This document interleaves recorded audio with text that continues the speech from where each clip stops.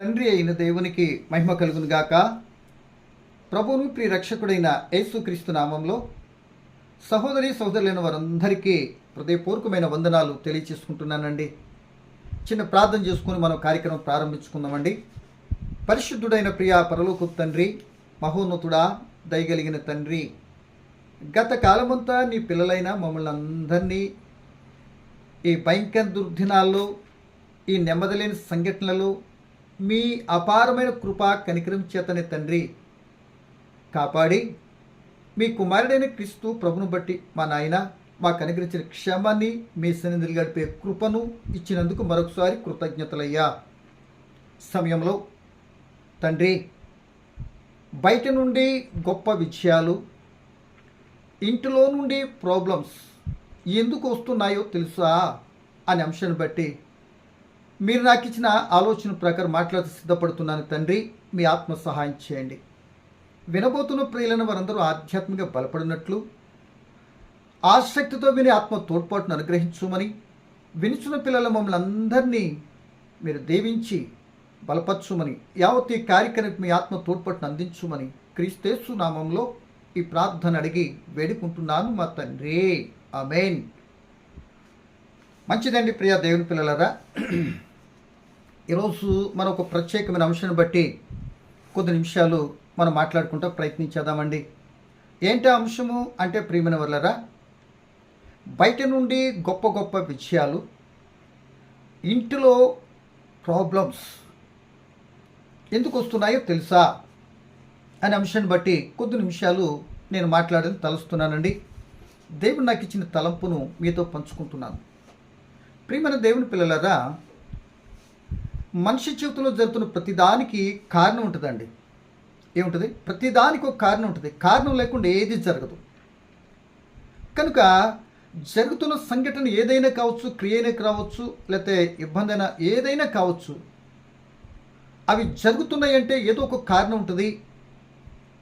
ఆ కారణాన్ని బట్టి ఇలా జరుగుతుందేమో, అలా దేవుడే జరిగిస్తున్నాడేమో అని ఎవరైతే గుర్తెరిగి ఆ కారణానికి జరుగుతున్న సంఘటనలకు మరి గ్రహించి తప్పిదమైతే దిద్దుకొని, ఏమండి, ఆ తప్పిదం దిద్దుకొని ఎవరైతే మరలా తప్పిదంలో పడకుండా ముందుకు వెళ్తారో వారు వివేకంతో కూడినటువంటి వారు అని మనం గ్రహించవచ్చండి.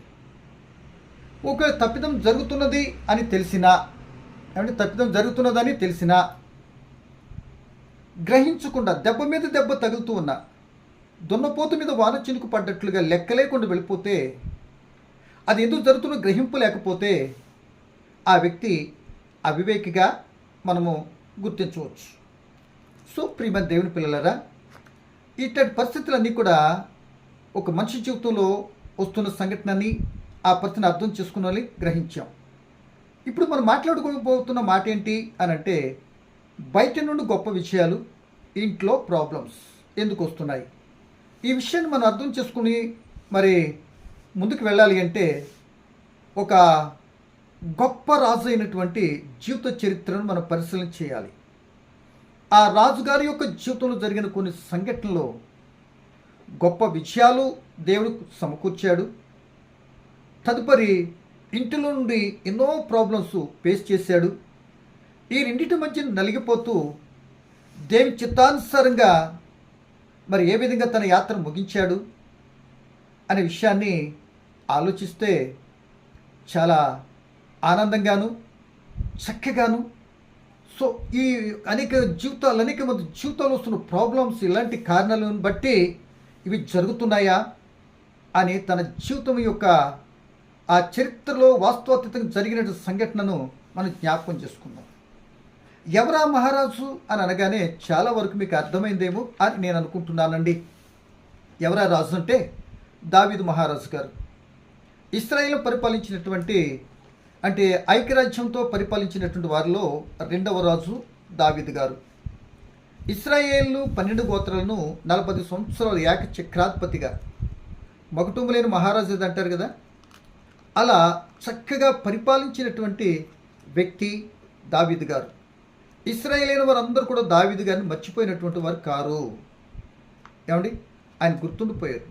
దావీదు కుమారుడిగానే పరిపాలించేటువంటి రాజు వస్తాడని కూడా గ్రహించినటువంటి వారు కనుక ఈ సమయంలో ఆ దావీదు రాజు గారి జీవితంలో జరిగినటువంటి విజయాలు, దాని వెనకాల కుటుంబ ప్రాబ్లమ్స్, అది ఏ విధంగా సాల్వ్ చేసుకుని దేవునికి హృదయానుసరుడయ్యాడో ఈరోజు నీకు నాకు మనకి అర్థమైతే, ఇప్పుడు నీకు నాకు ఉన్న ప్రాబ్లమ్స్ కారణం లేకుండా ఏది జరగదనం కదా, ఆ కారణాన్ని గ్రహించుకొని దావీదు జీవితంలో జరిగిన పరిస్థితులకు ఏ విధంగా ఆయన తన జీవితం దిద్దుకొని దేవునికి హృదయానుసరుడయ్యాడో, అసలు ఎందుకు ప్రాబ్లమ్స్ వచ్చినవేవో, అది ఏ విధంగా గుర్తిరిగాడో అవి కానీ గ్రహించితే బహుశా మనందరి జీవితాల్లో ఎదురవుతున్నటువంటి పరిస్థితులు ఇందు నిమిత్తమే కనుక వీటికి పరిష్కారం ఇది, మార్గం ఈ విధంగా వెళ్ళాలి అని గ్రహించి దిద్దుకుంటే,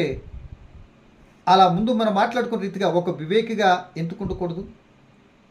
లేకపోతే ఏదో జరుగుతూ అలాగే జరుగుతుంది అనుకొని దెబ్బ మీద దెబ్బ తగులుతున్నా సరే గ్రహింపు లేకుండా వెళ్ళిపోయి అవివేకంతో ఆ దేవుని ఉగ్రత నెత్తి మీదకి వచ్చిన తర్వాత అయ్యో కుయ్యో మొర్రో అని ఏడ్చినా ఎవరు కాపాడేటటువంటి వారు లేరండి. నీ స్వరాన్ని వింటారేమో కానీ నీకున్న భార్య పిల్లలు లేకపోతే భర్త పిల్లలు ఏ సహాయం చేయలేరండి, నీ బాధను తప్పించలేరండి. అది భయంకరమైన అందరూ ఉండి కూడా తప్పించలే స్థితిలో ఏడ్చుకుంటూ కూర్చోలే తప్ప పరిష్కారం మాత్రం దొరకదండి. ఎందుకో తెలుసా? జరుగుతున్నది ఇబ్బంది జరిగిందంటే దాన్ని దిద్దుకొనకపోతే ఎంత ప్రమాదం ఉన్నది, అది దిద్దుకుంటే ఎంత సంతోషం ఉంటుంది అంటే దాని అర్థం ఇంట్లో ఉన్న ప్రాబ్లమ్స్ అన్నీ కూడా సాల్వ్ అయిపోతాయి. ఏమండి? కనుక దావీదు గారి జీవితంలోనికి మనం వెళ్ళటానికి 3 మాటలుగా మరి ప్రశ్నించుకుంటూ మాట్లాడుకుందాం. మొదటిగా దావీదు జీవితం ఎన్నిక, ఏమండి, ఆయన పరిపాలనలో వచ్చిన విజయాలు, ఏమండి, ఆయన ఒకవేళ తప్పిదం చేస్తే ఆ తప్పిదానికి వచ్చిన శిక్ష, తదుపరి తప్పిదం నుండి ఏ విధంగా మరి పశ్చాత్తాపడి సరి చేసుకున్నాడు, దేని హృదయానుసారుడిగా మార్చబడిపోయాడు అనే ఇలా 5 కోణాలుగాను 5 మాటలుగాను కలిపి నేను ముచ్చటగా జ్ఞాపకం చేయడానికి ఇష్టపడతానండి. ఎందుకంటే నేను బైబిల్ చదువుతున్నప్పుడు నాకు వచ్చిన ఆలోచన మీతో పంచుకుంటున్నానండి. నిజమే కదా, దావీదు గారి జీవితంలో ఎన్నో విజయాలు ఇచ్చాడు. కానీ చిత్రమేంటో తెలుసా? చిన్న ప్రాబ్లంను బట్టి పెద్ద పెద్ద మహాగనులైనటువంటి అందరూ చిన్న ప్రాబ్లంకి పడిపోయారండి. మీరు గమనించుకుంటే బైబిల్లో తినేదాన్ని బట్టి, త్రాగేదాన్ని బట్టి, చూసేదాన్ని బట్టి ఎక్కువగా పెద్ద పెద్ద భక్తులు అనే బైబిల్ చరిత్రలో ఉన్నటువంటి వారు పడిపోయే కారణాలు ఈ 3 కనపడతాయండి. మాట అర్థం ఉందండి? ఎలా చెప్పగలవండి? సంసోన్ సూచాడు పడిపోయాడు, దావీదు గారు సూచాడు పడిపోయాడు, ఏమండి ఏమండి ఏమండి అవాదం తిన్నారు పడిపోయారు. కనుక తినేదాన్ని బట్టి ఏషావు కానీ వీళ్ళు కానీ మనం చూసుకుంటుందే కదా. కనుక ఇలా ఎంతో నష్టపోయారు. కానీ ఈ సమయంలో దావీదు గారి జీవితం గురించి కొన్ని మాటలు మనం ఆలోచన ప్రయత్నించేద్దామండి. దావీదు గారిని గురించి బైబిల్ చెప్తున్న మాట ఏంటంటే, ఆయన గొర్రెల కాపరి, బెత్లెహేమీయుడు, యెష్షాకి 80 కుమారులో కడసారివాడు దావీదు గారు. ఎర్రనివాడు, చక్కనివాడు, అందగాడు, మంచివాడు, ఏమండి, ఇవన్నీ మనం తెలుసు.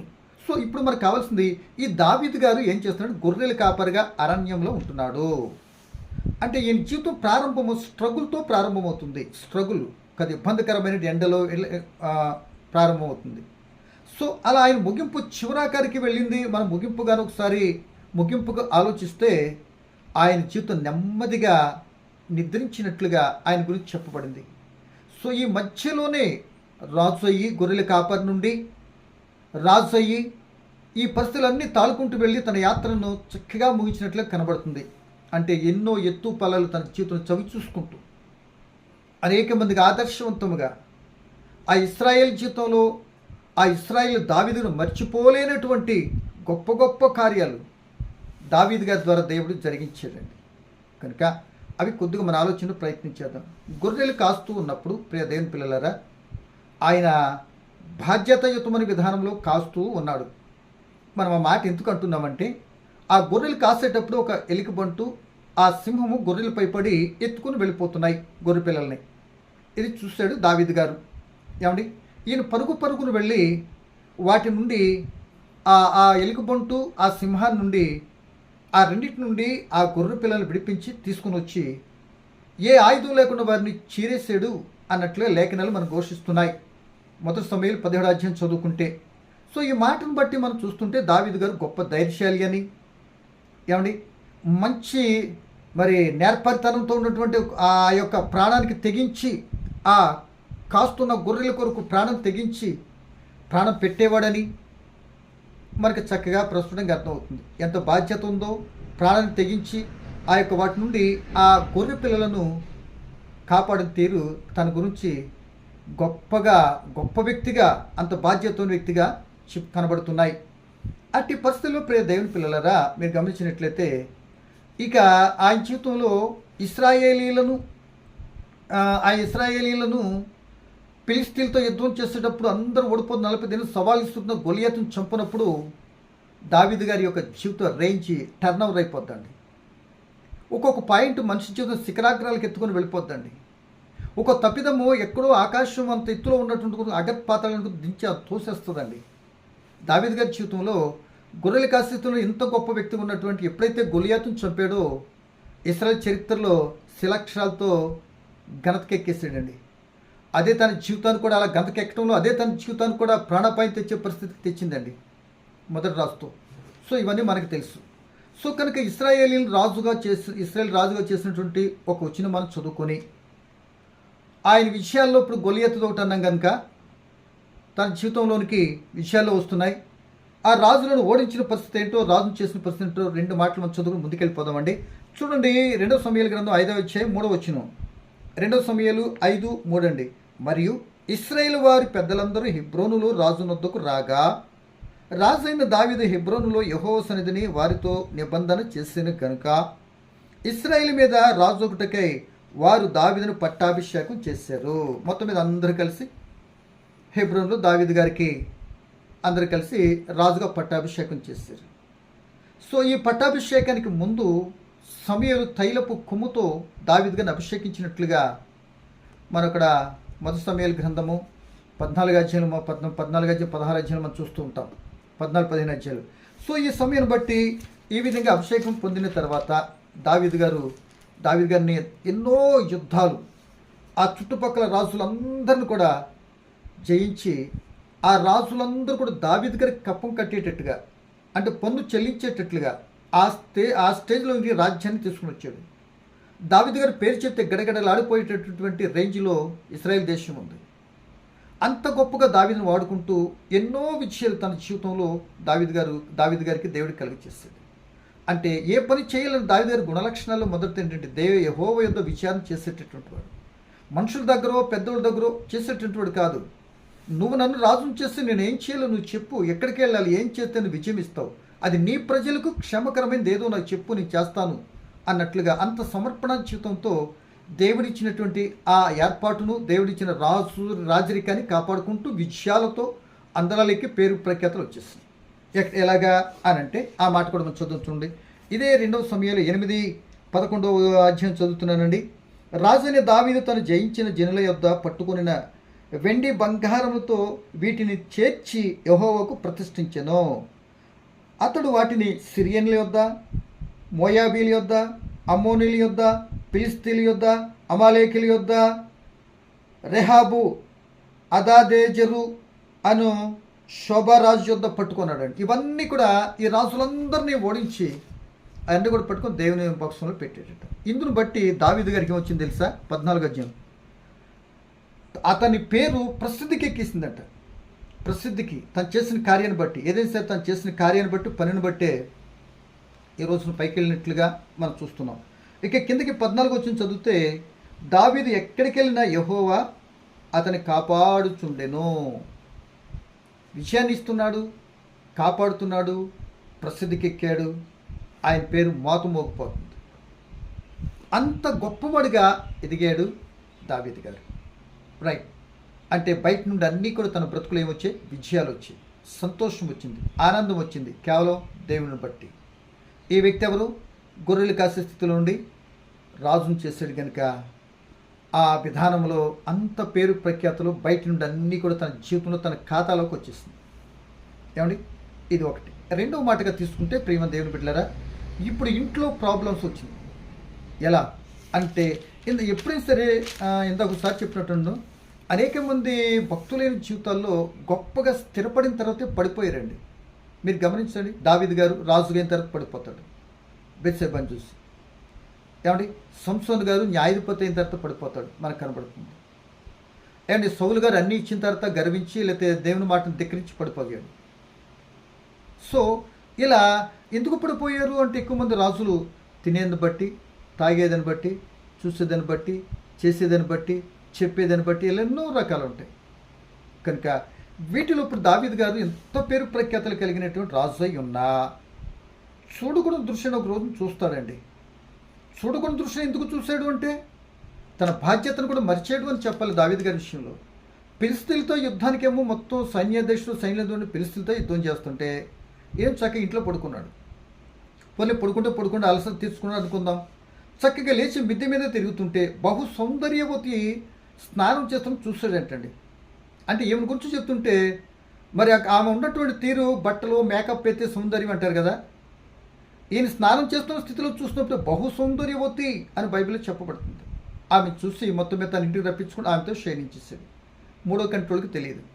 అతను భర్త ఏమో ఒరియా యుద్ధంలో దేశాన్ని రక్షించడానికి ఆయన పాటుపడుతుంటే, ఇక్కడ అక్కేమో ఈయనతో శారీరక్రియలో పడిపోయింది. బాగా గమనించాలి. ఈ పరిస్థితిని బట్టి దావీదు గారి జీవితంలో అంత ఎత్తు ఉన్నటువంటి రాజు కిందకు పడినట్లుగా కనబడుతుంది.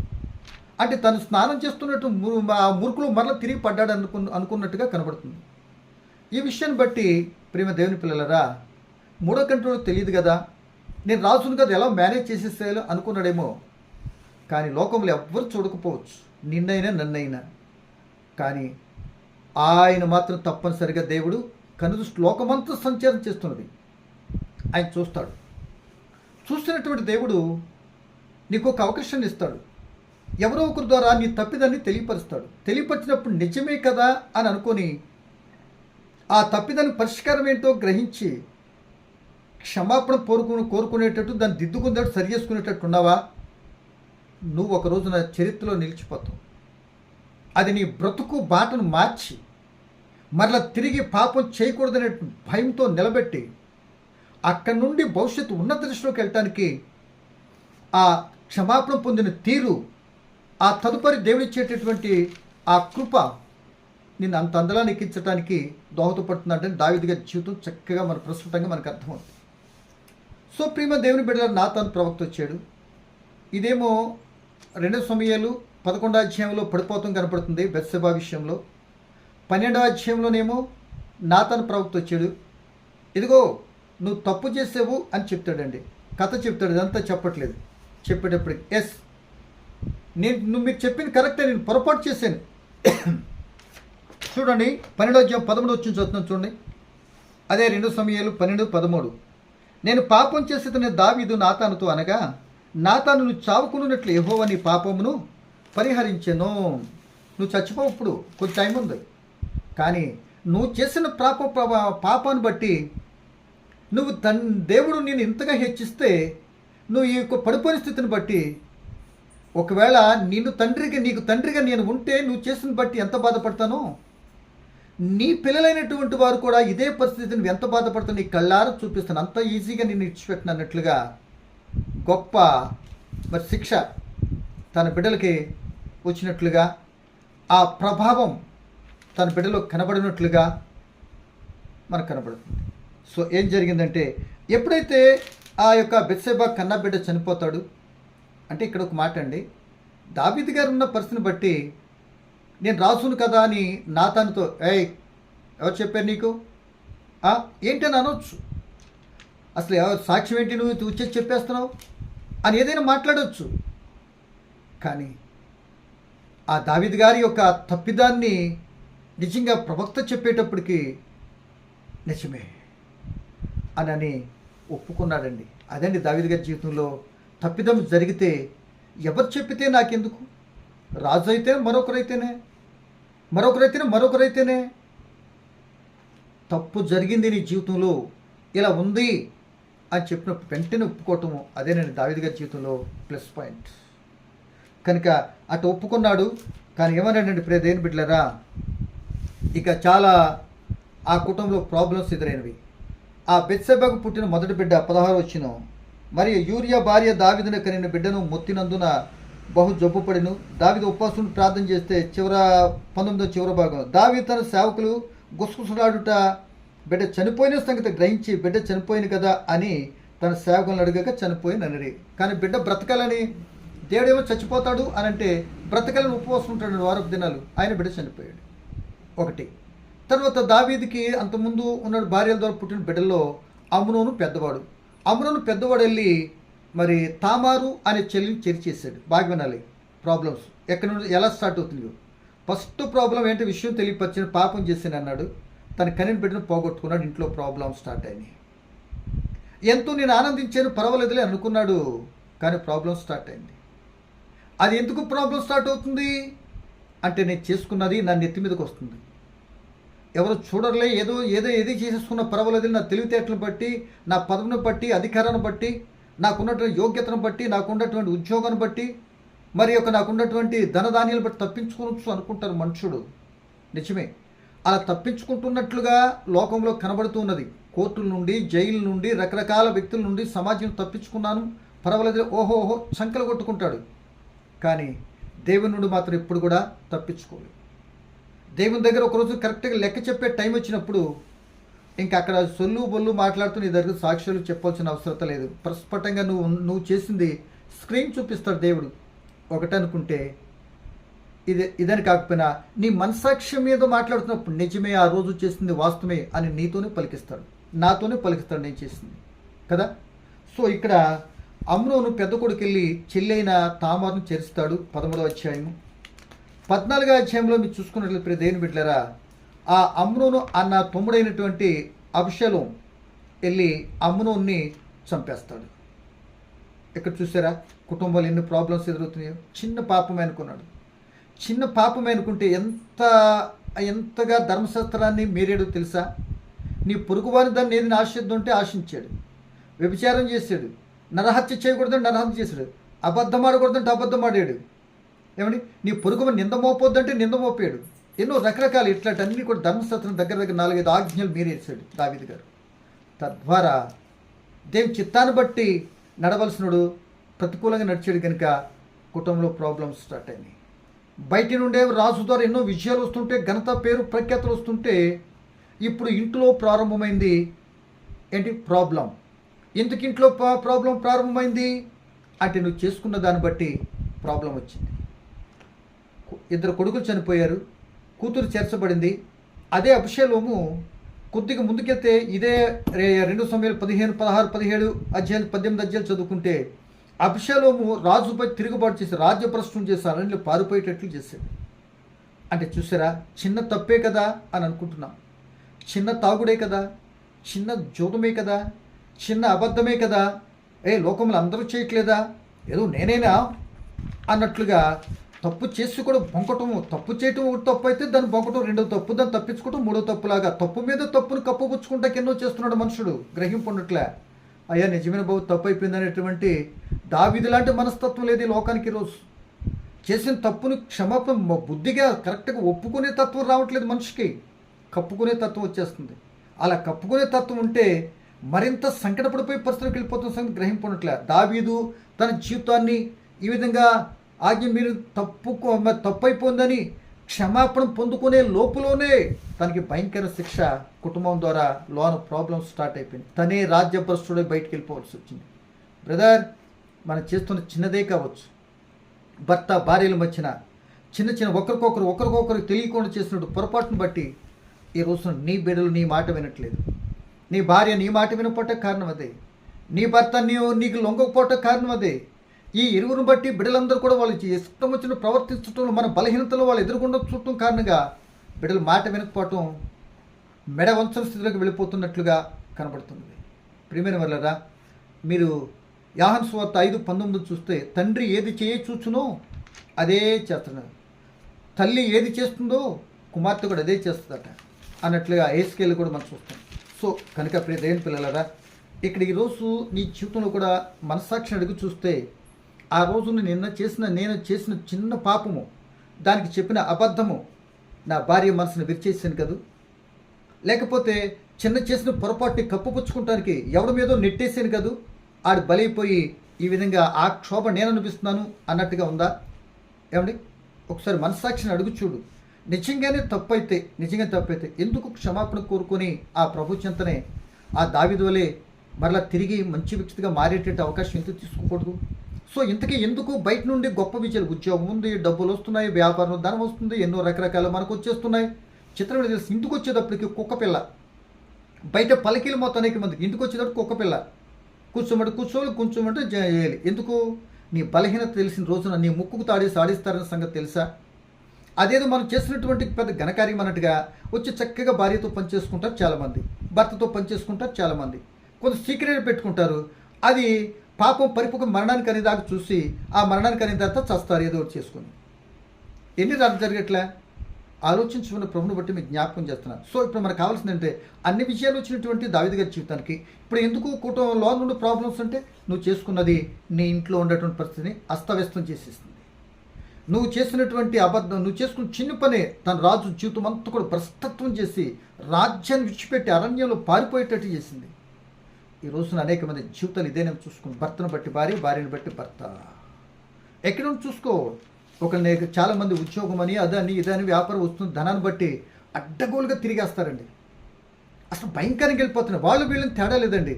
వాళ్ళు ఏదో బజార్లో ఎలా తిరిగి వస్తాయి, ఇంటికాడ ఉంటూ పక్కలతో లింక్ పెట్టేసుకుంటారండి. స్త్రీ పురుషుడు అనేది ఇది లేదండి. ఏదో మా ఆనందం తిన్నదాన్ని బట్టి మాకు ఆనందం ఉంది కనుక దాన్ని తీర్చుకోవాలి. తీర్చుకోవచ్చు, అక్కడ క్రమాన్ని పెట్టాడు కదా దేవుడు. ఆ క్రమాన్ని మేనేజ్ చేసుకోవచ్చుగా. అబ్బాయి చాలదండి మాకు, చాలకపోతే చాలన్నటువంటిది అక్కడ శిక్ష చూసుకోండి, చూసుకుందాం, మనం జాగ్రత్త పడదాం అని ప్రభుని బట్టి నేనైతే జ్ఞాపకం చేస్తున్నాను, మనందరం జ్ఞాపకం చేసుకుందాం. సో ఈ విధంగా చేయటం కారణంగా దావీదు గారికి అర్థమైపోయింది, అమ్మోయ్ బిడ్డ చనిపోయారు, నేను ఇదైపోయాను కనుక ఏంటబ్బా ప్రాబ్లం అని ఆలోచిస్తే తన తప్పు నాతాను చెప్పిన గారి తప్పు జ్ఞాపకం వచ్చిందని, ఈలోపు జరగాల్సిన అనార్థం జరిగిపోతుందని చెప్పాడు. ఆ అనార్థం జరిగిపోతూనే ఉంది. ఆ ఒక్కడ చేసిన దానికి కారణంగాను ప్రియదేని పిల్లలరా మరో చిన్న పొరపాటు చేసినప్పుడు కూడా, జనాభా లెక్కించినప్పుడు కూడా ప్రియదేని పిల్లరా తెగులుతో 70,000 మంది చనిపోతారు. అయ్యా గొర్రె లాంటి పిల్లలు ఏం చేశారు అని దావీదు గారు కూడా ఆ రెండో ప్రాబ్లం కూడా ప్రాధేయపడి అడుగుతాడు. సో మనకు కావాల్సింది దావీదు గారు ఈ ప్రాబ్లమ్స్ ఎదుర్కొండగా 51వ కీర్తనలో రాస్తే పాపం చేసినప్పుడు తన జీవితంలో ఏం కోల్పోయాడు తెలుసా? రక్షణానందం కోల్పోయాడు, పరిశుద్ధాత్మ కోల్పోయాడు, ఆయన సన్నిధి నుండే తత్వం కోల్పోయాడు, నెమ్మది లేదు బ్రతుక్కి, ఎక్కడ చూసిన విచారము, దుఃఖము, వేదనతో కూడిన పరిస్థితి, కుటుంబం అంతా కూడా చిన్న భిన్నమైపోయింది, ఒకరినొకరు మాట వినట్లేదు, ఇటు పిలుస్తుంటే అటు వెళ్ళిపోతున్నారు, పెద్దోడు వెళ్ళి చిన్నోడు చెప్పేటు చెరిసేయటం, ఈ కుటుంబం అంతా కూడా వాయవరుస లేని స్థితిలోనికి వచ్చేస్తుంది. కారణం ఒక్కడ యజమానుడు ఆ డ్రైవర్ సరిలేకపోతే బస్సు అంతా బోత కొట్టినట్టుగా కనబడుతుంది. ఇక్కడ ఒకసారి నీ మనస్సాక్షిని అడుగు చూసు బ్రదర్, నీ మనస్సాక్షిని అడుగు చూడు సిస్టర్, ఒక నా కారణంగానే ఈ పరిస్థితి అవుతుందేమో, నా యజమాని ఎట్టు తయారయ్యాడేమో, నా కారణంగానే నా భార్య ఏ విధంగా మానసిక క్షోభకు గురైపోయి నలిగిపోతుందేమో, మా ఇద్దరి కారణంగానే మా యొక్క నెమ్మది లేక ఈ మా జీవితాలు సరైన విధానంలో మాట్లాడుకోకపోతే బిడ్డల యొక్క ప్రవర్తన మారిపోయిందేమో. ఒకసారి మనస్సాక్షిని అడిగి చూస్తే నీ తప్పేంటో నీకు తెలుస్తుంది, నా తప్పేంటో నాకు తెలుస్తుంది. సరే ఇప్పటికైనా దావీదులు దిద్దుకుంటానికి ప్రయత్నం చేస్తే ధన్యుడు అవటానికి అవకాశం ఉంటుంది, వివేకిగా మారటానికి అవకాశం ఉంటుంది. నిన్నేదో దొంగోడేనండి పాపం, అట్ట చేసాడు కానీ ఇప్పుడు ఎంత చక్కగా ఉంటున్నాడు, భార్యాభర్తలు ఎంత చక్కగా కలిసి ఉన్నారండి, ఎలా మార్పు వచ్చిందిరా ఈయన అడిగారు అనుకోండి, అదే అక్కడ ఎక్కడో ప్రార్థన పెడుతుందంట, అక్కడికి వెళ్తున్నాడంట, ఆ యేసుబాబుని నమ్ముకున్నాడంట అని అంటే నీ జీవితానికి అంతకంటే సాక్ష్యం ఏంటి బ్రదర్? పక్కనోడు చెప్తుంటే కనుక ఈ 51వ కీర్తన రాస్తే ఇన్ని కోల్పోయినా నేను నా రక్షణ మరలా నాకు పుట్టించిన నీ ఆత్మను నాకు ఇమ్మన్నప్పుడు దావీదు గారి దేవుడు ఏం తెలుసా? తప్పనిసరి క్షమించి తన యొక్క స్థితిని మరలా రప్పించాడట. అలా రప్పించిన తర్వాత ప్రియదేని పిల్లలారా మీకు తెలుసు కనుక 51వ కీర్తన నేను ముందుకెళ్ళిపోతున్నాను. ఇక దావీదు గారు అట క్షమాపణ అంటే సొలొమోను గారు ఏమన్నారంటే తన అతిక్రమ పరిహారం నొందినవాడు ధన్యుడు, తన పాపాల ప్రాయశ్చిత్తం నొందినవాడు ధన్యుడు. పాపాలు తన తండ్రి దగ్గర ఒప్పుకొని కడుక్కొని మరలా ఎప్పుడైతే ఈ రాజరికానికి పారిపోయినటువంటి వ్యక్తి పాపాలు ఒప్పుకున్నాడో, ఆ అబ్షలోము యుద్ధానికి సిద్ధపడి అబ్షలోము యుద్ధంలో చనిపోతాడు, మరలా తిరిగి రాజ్యానికి వచ్చి దేవుని చిత్తానుసరిగా తన జీవితాన్ని కొనసాగించడం ప్రారంభించాడు. తన తప్పును తెలుసుకున్నాడు, తన కుటుంబంలో జరిగిన నష్టాన్ని గ్రహించాడు, నెమ్మది లేని పరిస్థితిని అనుభవించాడు. రాజ్యభ్రష్టుడైపోయాడు, ఎందుకు ఇలా జరిగింది అని గ్రహిస్తే నేను తప్పు చేశా, నేను పాపం చేశా. ఆ పాపం ఏం చేసిందంటే నా బిడ్డల మధ్యన నెమ్మది లేకుండా చేసింది. అదే నేను దేవుడితో ఆయన చిత్తానుసారిగా ఆయనకి ఇష్టకరమైన జీవితాన్ని అలాగే జీవిస్తున్నట్లయితే దేవుడు ఆ బిడ్డల మధ్య సమాధానాన్ని, తండ్రిని గౌరవించేటట్టు, ఆ రాజుకి ఆ తండ్రికి ఎంతో మరి పేరు ప్రఖ్యాతి తెచ్చి మంచి ప్రవర్తన కలిగిన బిడ్డలకు ఉండడానికి అవకాశం ఉంటుంది. ఎందుకంటే మనందరం దేవుని పిల్లలమే. ఆ తండ్రి పరలోక తండ్రికి మనం ఇష్టం వచ్చిన ప్రవర్తిస్తే ఆయన ఎంత బాధపడతాడో అది తెలియాలంటే నీకు బిడ్డలిచ్చి నీకు నాకు బుద్ధి చెప్పించే సంఘటన బిడ్డల ద్వారా నేర్పిస్తున్నాడు. కానీ మనకి ఎలుగుతుందా? మనం ప్రతాపం చూపించేస్తాం. వినవా, చేయవా, చదవా, చేసుకోవా, చందవా అని అంటాం. నిజమే, అది ఆ బిడ్డ క్షేమం కొరకు, ఆ బిడ్డ మేలు కొరకు కోరేట విషయంలో అయితే పర్వాలేదు. కానీ ప్రతిదానికి నేను తండ్రిని కదా తల్లిని కదా అనుకుని మన ప్రతాపం వాళ్ళ మీద చూపిస్తే ఉండని రోజులు 10 రోజులు ఉంటావు, 11 రోజులు నేను గడ్డి పరకంటే హీనంగా తీసేసి ఆడి దారాడు ఎత్తుకుంటాడు. ఎంతమంది లేరు? ఇదేనా మన పెంపకం అని మనల్ని సమాజం ప్రశ్నించేటట్టు కాకుండా ఉంటే బాగుంటుంది అని ప్రభుని బట్టి నేను జ్ఞాపకం చేస్తున్నాను. మనమే కనుక ఈ ప్రకారంగా ఆయన ఏం చేశాడంటే దేవుని దగ్గర తప్పు ఒప్పుకున్న తర్వాత తన జీవితంలో మరలా తిరిగి ఎప్పుడు పాపం చేయలేదని బైబిల్ స్పష్టంగా సెలవిస్తుంది. చదువుతున్న మాట చూడండి. మొదటి రాజుల గ్రంథం 15వ అధ్యాయం 4వ వచనం. మొదటి రాజుల గ్రంథము 15వ అధ్యాయం 4వ వచనం. దావీదు హిత్తీయుడైన యూరియా సంగతి యందు తప్ప తన జీవిత దినములన్నీ యెహోవా దృష్టికి యథార్థంగా నడుచుకొనుచు యెహోవా అతనికి ఇచ్చిన ఆజ్ఞలలో దేని విషయమును తప్పిపోకుండెను అని వ్రాయబడింది. అంటే అక్కడ జరిగిన తర్వాత దిద్దుకున్న తర్వాత మరి తిరిగి వెనక్కి చూడలే. అంటే పౌలు గారిలాగా ఒక రకంగా అక్కడ యేసు ప్రభు తర్వాత పౌలు గారిలాగా ఎలాగా వెనుకున్నవన్నీ మర్చిపోయాను, ముందున్న వాటి కొరకు వేగిరిపడి నా విశ్వాసాన్ని కాపాడుకున్నాను, నా పోరాటం మంచి పోరాటాను, అదిగో ఆ జీవ కిరీటం పొందుకున్న నెత్తి మీద పెట్టించుకుంటాను, నేను రెడీ అయిపోయింది, నేను కరెక్ట్గా పోరాడాను, వెనక్కి తిరిగి చూడలేదు అంటున్నాడు.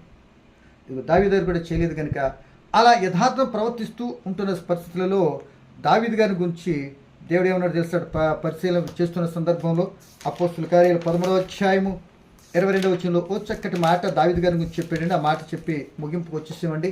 ఇంకొక 2 నిమిషాలేనండి. అపోస్తుల కార్యాలు 13వ అధ్యాయం 22. తరువాత అతను తొలగించి దావీదును వారికి రాజుగా ఏర్పరచెను, మరియు ఆయన నేను యెషయా కుమారుడు దావీదును కనుగొంటిని, అతను నా ఇష్టానుసరుడైన మనుషుడు, అతని ఉద్దేశాలన్నీ నెరవేర్చునని చెప్పి అతని గురించి సాక్ష్యం చేయలేట. ఏమండి, దేవుడు కొట్టినప్పుడు లేకపోతే తప్పనప్పుడు సరిదిద్దుకున్నాడు, క్షమాపణ పొందుకున్నాడు. ఇంటిలో వస్తున్న ప్రాబ్లమ్స్ అన్నీ ఎప్పుడైతే క్షమాపణ పొందాడో సరి అయినవి. ఇక మళ్ళీ దావీదు గారు తప్పిదం చేయలేదు. ఆ రాజ్యాన్ని పరిపాలన చేసుకుంటున్నప్పుడు ఆయనకి ఇష్టకరమైనటువంటి విధానంలో పరిపాలన చేశాడు కనుక దేవునికి ఇష్టడైపోయాడు దావీదు గారు. దేవుని హృదయానుసరుడైపోయాడు. నా ఉద్దేశం నెరవేర్చేటటువంటి వాడైపోయాడు. ఎవరో వ్యభిచారి, ఎవరో హంతకుడు, ఎవరో ఒక భార్యతో మరి మందం పెట్టుకున్నటువంటి వ్యక్తి. ముందు ఏర్పాట్లో బాగానే ఉంది, కానీ కొద్ది మధ్యలో రిస్క్ అయింది, దాన్ని దిద్దుకున్నాడు. ఇక మరలా తన బ్రతుకులు వెనక్కి తిరిగి చూడలేదు. ఇక ఎక్కడ పాపం చేయలేదని లేఖనం చెప్తుంది. అందుకే దేవునికి ఇష్టమైపోయాడు. పాపాలు క్షమిస్తాడు, ఆయన మన్నిస్తాడు. అది నువ్వు నిజమైన పశ్చాత్తాపడి సరి చేసుకుంటే ఎప్పటికైనా నీ జీవితంలో ఇప్పుడు జరుగుతున్న సంఘటనలు ఒకవేళ నేను చేసుకున్నా ఇందుకేనేమో ఇలా ఉంటుంది. నా భార్య నా మాట వింటలేదు, నా భర్త నా మాట వింటలేదు, నా పిల్ల నా మాట వింటలేదు, నాకు చేసిన దానికి పోసిన పొంతం లేకుండా పోతుంది అని అంటే ఎక్కడో ఆ జీవితంలో ఆ కుటుంబ యజమానుల మధ్య పాపము గూడు కట్టుకుంది. ఎక్కడో పాపం వాళ్ళు పట్టుకుంది. దాన్ని తీసేస్తే కుటుంబం నెమ్మదిగా ఉంటుంది. ప్రేమానురాగాలతో మాట్లాడతాం, నెమ్మదితో మాట్లాడతాం. వాళ్ళు ఏదైనా నన్నసు కూడా తగ్గించుకుంటాం.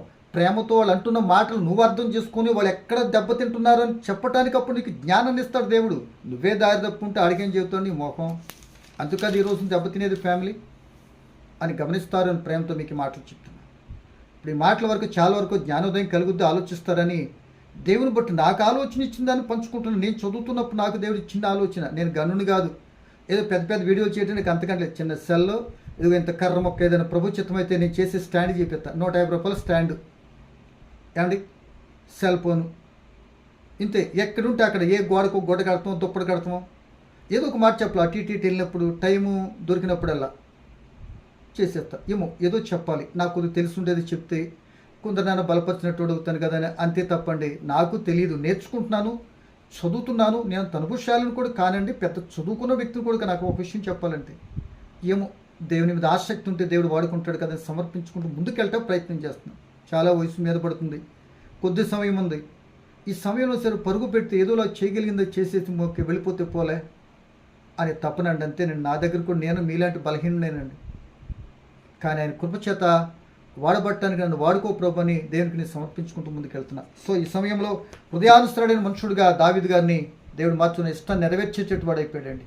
అందుకే అతన్ని కుటుంబం నుండి యుగయుగాల రాజ్యాన్ని ఏలేటటువంటి మహారాజు అయినటువంటి క్రీస్తు పుట్టించి ఆయన రాజులకు రారాజుగా పరిపాలించేటటువంటి గొప్ప వ్యక్తులంతా ఆయన గర్భాన్ని పుట్టించే దేవుడు. ఎంత గొప్ప విషయం అండి. ఆయన మర్చిపోతానికి అవకాశం లేదు దావీదు గారిని. సో అలా అనుకుంటే 13:23లో చూసుకుంటే 36లో చదివితే ఇక్కడ మాట కాదు. దావీదు అదే 13వ అధ్యాయము అపోస్తలుల కార్యాలు 36 దావీదు దేవుని సంకల్పం చొప్పున తన తరము వరకు సేవ చేసి నిద్రించి తన పితరులతో చేర్చబడి వెళ్ళి కుళ్ళిపోయిన కానీ దేవుడు లేపినవాడు కుళ్ళు పట్టడు. అంటే పితరులకు సేవ చేసి తన జీవితంలో వెళ్ళిపోయాడు. దేవుని బిడ్డ, మరి నా జీవితాన్ని బట్టి మాటలను బట్టి ఎక్కడున్నాను ఒక పొరపాటు పరిస్థితి జరుగుతుందని మనం చేసుకున్న కార్యాలు ఏమైనా గుర్తెరిగితే ఎంత బాగుంటుంది ఏమండి. ప్రస్ఫుటంగా చెప్తే ఎవరు వింటారు? ఇట్లా మాట్లాడినప్పుడు అని కొద్దిగా ఆలోచిస్తారేమని నాకు తెలిసిన మాటలు జ్ఞాపకం చేశాను. ఏమైనా పొరపాటు ఉంటే దిద్దుకొని మరలా దేవుని సన్నిధిలో మొదటి ప్రేమ పొందుకుంటాను ప్రయత్నించేదో మారు మనసు పొంది ఒకవేళ చక్కగా నడుస్తున్న వ్యక్తిగానే ఉన్నట్లయితే ప్రభా పడిపోకుండా ఈ ప్రలోభాలు లొంగకుండా జాగ్రత్త పడటానికి నన్ను మీ ఆత్మశక్తిని నడిపించి ప్రభాని సిద్ధపడదాం. ఒకళ్ళు రెండూ కాకుండా ఇంకా రక్షణ పొందకుండా క్రీస్తు అంటేనే అసలు జీవితం పెలుగు తెలియకుండా ఇష్టం వచ్చిన బ్రతికితే ప్రమాద పంచున్న సోదరుడా, ఆ క్రీస్తు నమ్ముకొని రక్షణ పొందుకుంటే నీ బ్రతుకులు నెమ్మది కలిగి ఉంటావని ఈ మాటలు తెలియపరుస్తూ విన్న మాటలను బట్టి పరిశ్రమ చేసుకొని మరి తగు రీతిలో సిద్ధపడి మన జీవితం మేల్కొల్పుగా మన జీవితం దిద్దుకునేటు వారుగా బలపరుచుకున్నట్టు ఉండే మాటలు ఉండాలి అని నేను ఆశిస్తూ ఈ మాటలు ముగిస్తున్నా. పరమ తండ్రి మీకు వందనాలు. వెతుకున్న వాక్యం ఫలింపచ్చింది. వినిన బిడ్డల్లో తండ్రి జీవిత విలువలను గుర్తెరిగి లోటుపడులను దిద్దుకుంటానికి స్థిరపడిన తర్వాత పడిపోకుండా మీ ఆత్మ సహాయం చేయండి. నీకు స్థానికరం జీవిస్తుంటే పడిపోకుండా మీ ఆత్మ తోడ్పాటునిమ్మని దేవా అల్పున నేను కొద్ది నిమిషాలు అయితే జ్ఞాపకం చేస్తాను. మరొకసారి కలుసుకోవటం మీ చిత్తమైతే అంతవరకు నీ పిల్లలు మమ్మల్ని అందరూ బలపరిచి నడిపించి మీరు మహిమ పొందమని సమస్తంలో మాకు తోడు ఉండునని క్రీస్తు నామంలో ప్రార్థన అడిగి వేడుకుంటున్నాను మా తండ్రి. Amen. Thank you. God bless.